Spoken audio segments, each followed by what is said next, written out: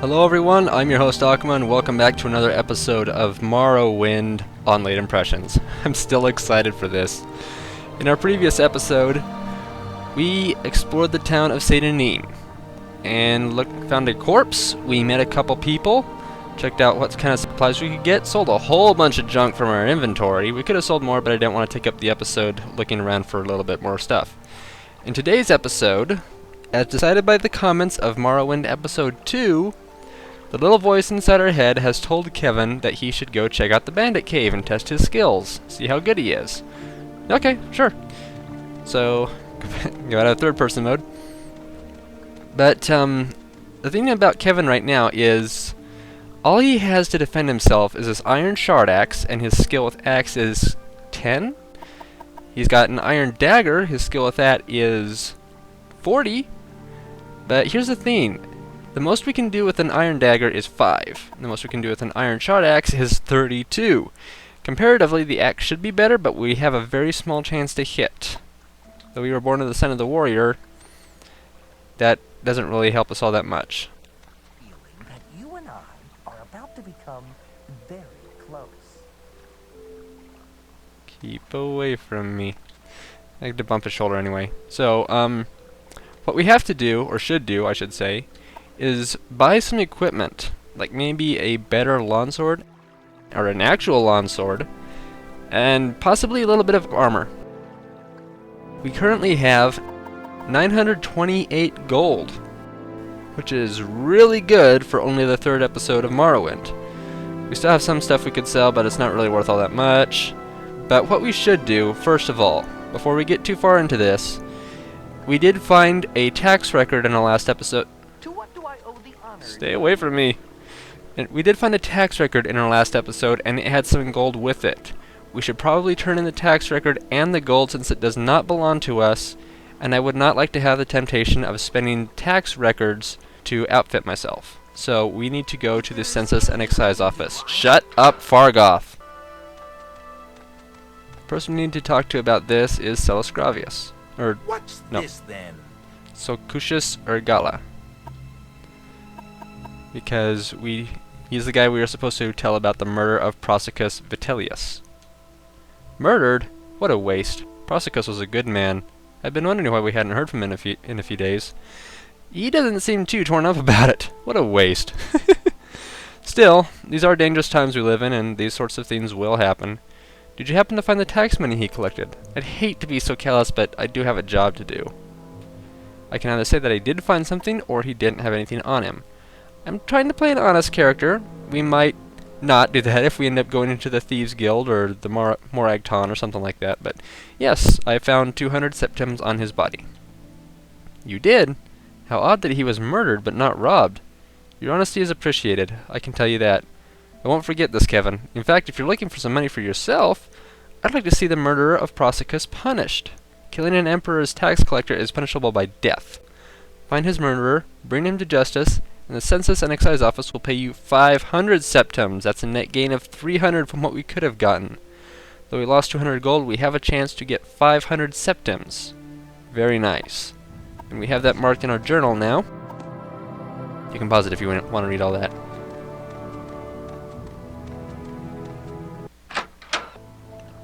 Alright, back out here. Now that we have given away the money we did not rightfully earn, we can go up here to Arley's Trade House and spend the money that we did earn, or most of it, because we stole that limeware platter in the first episode. Arley, buddy! Sell me some stuff. Alright, let's see if we can get a better weapon. Last time I said that the iron saber was the really good one, or is this the iron short sword? Nah, the saber is definitely better. Surprisingly, it can do 18 damage, and the iron short sword can only do 11. Oh, I guess it is a short sword. Duh. What's this one over here? Silver short sword? Good for ghosts. Yeah, we are going to fight some enemies in this game that are immune to regular weapons. They actually have a enchantment effect on their bodies called Resist Normal Weapons. And we can get that for ourselves, but the items are very, very rare and extremely difficult to find. Which is what very, very rare means. I'm kind of repeating myself. Anyway, The silver short sword and all silver weapons, even the silver staff, can hurt enemies like ghosts and Daedra. Normal weapons cannot. So the first thing we want to do before we go into the Bandit Cave is buy a weapon that we can actually use. Pretty much it looks like the only thing we have is this, or here's an iron longsword, slash 18, chop 5 to 16. Although, this weighs 15 and is worth 24, this weighs 20 and is worth 40. Pretty much the same maximum damage, so... Oh, what's this one got? 12? Yeah. Where's this? Claymore? Long blade, but it's two-handed. It can do the most damage so far, but I think that the long blade one-handed would be easier, and it weighs much less than 27 pounds. So iron saber it is. Now, do we want to buy any... Whoops. Any armor? Probably. There's going to be a good chance that we will find better armor in the cave, but let's see if we can spend just a little bit of our money to get something for just a little bit of protection. Probably the gauntlets, the chitin gauntlets. And they are light armor, so we will get a bit more defensive out of that than we would otherwise. See, this is iron right gauntlet. Here's steel right gauntlet, which is better than iron, but it's 5, and these gauntlets are 11, because our light armor is much stronger. So I think that for 9 gold apiece, let's buy 2 gauntlets. And what else do we have here? We got a couple of these stuff which are also light armor. Chitin boots are only 13.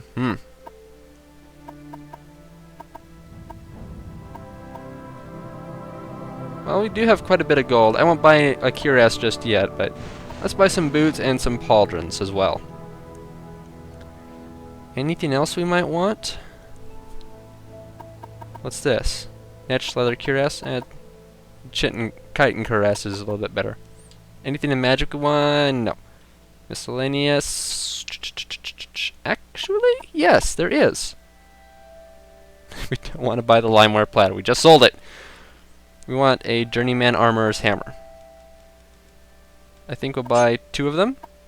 And I think we should probably get a journeyman's probe, because some of the items in this game are in fact trapped and will kill us if we don't disarm the trap first. So we're going to buy one of these just in case, but I'm pretty sure there's not going to be one anytime soon. We even improved his disposition because we bought and sold items that were worth more than 100 gold. It's a thing that happens. Before we go too far, we should probably put this stuff on. Oh, hey, we got 2 shirts. Oh, this is because this is Prosicus Vitellius's shirt. We are now wearing the shirt of a dead man. I don't want to do that. Kevin is not that demented. So, chitin boots, chitin gauntlet, chitin pauldron. Yeah, there's a lot of armor in this game. Let's go down here. Pauldron, gauntlet. Sweet. Kevin is still not completely capable, but he looks better now. And we also want to equip the saber. Alright. Now we are ready to test ourselves. I'm going, girl. Man, I am spoiled on Morrowind. I feel like I am moving super slow right now. But that's just because I have a new character and my speed isn't all that high. Somebody also pointed out, I believe, that Kevin's personality at 30 was extremely low. Kevin's personality does suck. He will not be making a lot of friends anytime soon until we can boost that. But we need to level up to get that far. What's this one? Slog fern? I think we have some of these, don't we? Yeah. We won't be eating any of those. I think I'll pick a few more mushrooms just to be safe. There might be 1 or 2 spots of water in there. I'm pretty sure. Man, maybe I haven't been playing Morrowind in a long time. Alright, so equip our saber. That is a cool looking hilt. And let's go to Adamasardis. Nearby is its brother Passamaquoddy. Right. Can we sneak? We do have some sneak skills. Let's see if we can use our sneak skills at all. Nope. Alright, here comes our first bandit. That was pretty darn simple. But I did have a little bit of a cheat sheet there. Anyway, chitin dagger, netched leather boots. Yeah, there's some boots we could have gotten, but our current ones are better. And we'll strip her of her pants and shirt. and the slave key, and 6 gold. Actually, we should probably get rid of the body, because it's not important. What else is down here? A bucket and bellows. I'm certainly going to have to improve the lighting so you guys can see this stuff. Alright, we can go a little farther, but there is something I forgot to mention. You see how our saber has a minimum of 5 and a maximum of 18?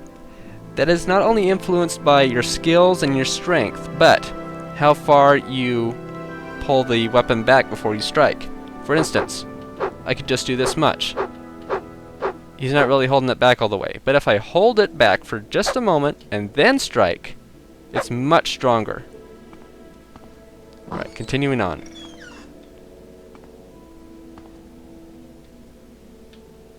I'm going to want to get up there. Down there, if I recall correctly, there's a wizard who is very good at killing people with magic at a distance. Alright, here's our first lock. And here's the way that security works in this game. Unlike the future games, you have to just hope your character gets lucky and unlocks it for you. And I can show you on the lockpick here, uses 20, so I can try to do that 20 more times. I could fail every time, but if I use it 20 more times, it will break, and we'll have to get more lockpicks. This one has 25 uses. So where is my iron saber? Alright. Here are slaves. Yeah. Badargo, Oka. The prey approaches.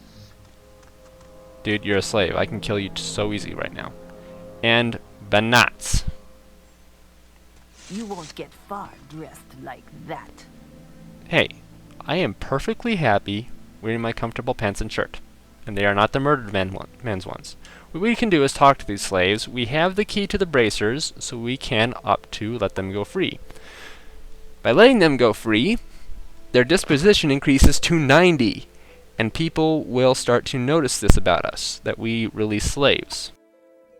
Actually, can we talk to her again about go free? You freed me! Okay. Now, because their disposition will jump up 50 points, let's try a little bit of persuasion. What we can do is admire, which will increase it, intimidate, which I believe increases it, but later it'll lower it. It only works if you are very strong. Taunt is try to persuade them into attacking you so that you won't get a bounty for killing them. Or you can use some gold, however much you want, to increase their disposition, which is a very easy way to try to increase somebody's disposition if your personality sucks and you really need them to like you a lot. What we'll try to do is admire him twice. Not really working. Okay, we'll just let him go free. And you, Badargo. We'll try this again. Admire. One of them worked. Can I do it again? No. Alright, we'll just let him go free now. And when they do that, they drop their slave bracers. It is a heavy thing. Thing. It is a heavy bracer, a heavy piece of armor. With a value of 5, the armor rating is 1, probably just because we don't have very much heavy armor. But really, this is a slave's bracer. You're not supposed to be defended with this. And it will drain your magic. Constantly, I believe. So, if you capture somebody in this game, or not you specifically, because you as a player can't do it, but if somebody in this game who is captured is a wizard, what happens is they can't use their wizardy powers if they have that slave bracer on long enough. Now I can't see him, but I think there's a rat in here. Not a person, an actual rat. And I think I'm walking the right path here. I keep hearing it. What's this down here? Netched leather right pauldron. And a torch. Very nice. Oh, I think I see a rat. Yes, I do. Man, I can barely see. You guys are lucky that you'll get to see more of this. Drains magic. Alright, so because it's a temporary effect, what you can do in this game is eat these stuff and it will increase your alchemy skill over time. Because this rat meat weighs a pound, and I'm not using my magic yet, I think I'll have one. But it has no effect on you. That is another thing about the alchemy in this game. Sometimes the ingredients you eat won't work. best to keep that in mind. Looks like we've got a few more things here. Here's the other Netch Leather Pauldron. How much gold? 1, 2, 3. I can't pick up. 4 and 5. And also, if you look very carefully, come on now. Thief Ring. Fortify agility, speed, and personality. 5 points for 30 seconds. This is very, very good to have early in the game. Now, where am I going to go next? I don't want to harvest those mushrooms yet. This is a back way into the Bandit Cave. So we could potentially get to the final boss of the cave that much faster. But I don't think we'll do that yet. I think there might be something down there suddenly. Oh, what the heck. I keep thinking I see stuff on the bottom, but it really... I'm doing a plasma TV and it likes to have this ghost effect on me, so... Oh, where's the hole?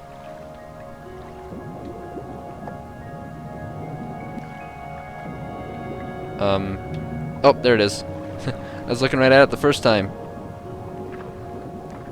Man, I can barely see a thing. And you gotta be careful in caves like this because sometimes they'll throw in a slaughterfish just to mess you up. Don't know how the fish got in here, but you gotta kill him anyway. Alright, now that we are out, here is a gate that we could open with the slave key. And I probably should have tried to use my lockpick to unlock the gate to increase my lockpicking skills, but we had the key, so whatever. And I think there is a marksman in here. And further around the corner in that direction is another bandit. So I don't think suddenly that we are that well equipped, so I am going to head back and probably try to get in the way of the wizard. And I think what I will also do, what I should do is equip my thief ring. And because it increases speed, I believe it'll help us swim a little bit faster. Don't take out your sword while you're underwater. I think what I'm also going to do is end the episode here. We are entering the Bandit Cave. Well, not here, but as soon as I can get out and around. I'm going to end the episode, so thank you everyone for joining me for Morrowind Episode 3. If you enjoyed this episode, please click the like button and leave any comments below that you want, because this entire LP of sorts is run on your guys' comments. I will be taking a little bit of liberty like I did at the beginning of this episode with the taxes, but I didn't want to spend money that was not mine. So, getting up here, there's the spot we came in at. Yep, we are going to end the episode here. Now about the schedule that we are now on, and your comments. Because of the way last two episodes worked, I ran out of room on my editing computer, and I could not edit the second video until I erased everything and started over. It was that problematic. Now, because that happened to me, here's what I want to do. It is possible that because of recording schedules, or life in general, or even running out of room on my computers, it's possible that I might only be able to get one episode of Morrowind up per weekend. I do not want this to be the case, though. I will try my absolute hardest to get you guys 2 episodes of Morrowind over the weekend. If no episode of Morrowind comes out on Sunday, there won't be a video for that day. I apologize, but that's the way it's going to have to be. There will be an episode this Sunday, because I will surely be trying my hardest to get a second episode out. But keep this in mind, because what happens on Saturday episodes, and this is going to be the only warning you guys are going to get, leave your comments on Saturday episodes. What do you want Kevin to do next? I will be looking at both Saturday and Sunday comments and creating the next episode based on those. But since it is possible, it really is possible, that I might not be able to get Sunday's episode out, and there will only be a Saturday episode. I will be going off of only your Saturday comments because there's nothing for Sunday, pretty much. So if you have any suggestions now, go ahead and leave them in the comments below. I will look at them and consider them. Then if an episode of Morrowind does come out on Sunday, leave new comments. And I will look at both videos and create the next episodes based on comments of both videos. You don't have to go back and erase Saturday's comments, don't worry about that. But leave your comments below on both videos of what you want to see next. And if for some reason I can't get a Sunday episode out, I will have something to work on and you guys won't be waiting for your Sunday episode. So, once again, thank you guys for joining me and for sticking around for the entirety of this episode. Come back tomorrow when I will in fact have another episode out. See you then.